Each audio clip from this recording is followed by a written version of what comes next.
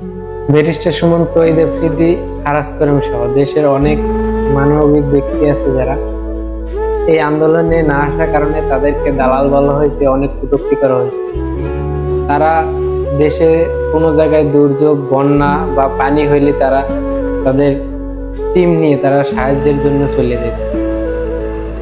যেমন সিলেটের সুনামগঞ্জে বন্যা হয়েছে, তারা দেখা গেছে তাদের মানুষের কাছ থেকে চেয়ে এনে তাদেরকে সাহায্য করত, নিঃস্বার্থভাবে তারা সাহায্য করত। মানুষকে উপকার করছে সেটা নিয়ে উঠলো, মানে মানুষকে কথায় আছে না যে উপকারেরও বালাই।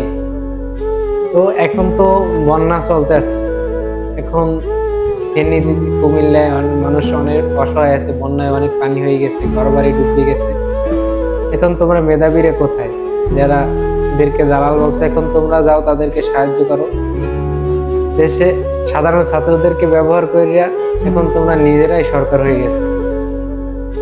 আর তারা কাজ করতো নিজ স্বার্থে, তাদের কোনো স্বার্থ ছিল না, তাদেরকে দালাল বলো। আর দালাল তো তোমরা তোমরা সাধারণ ছাত্রকে ব্যবহার করে এখন নিজেরাই সরকার হয়ে গেছো।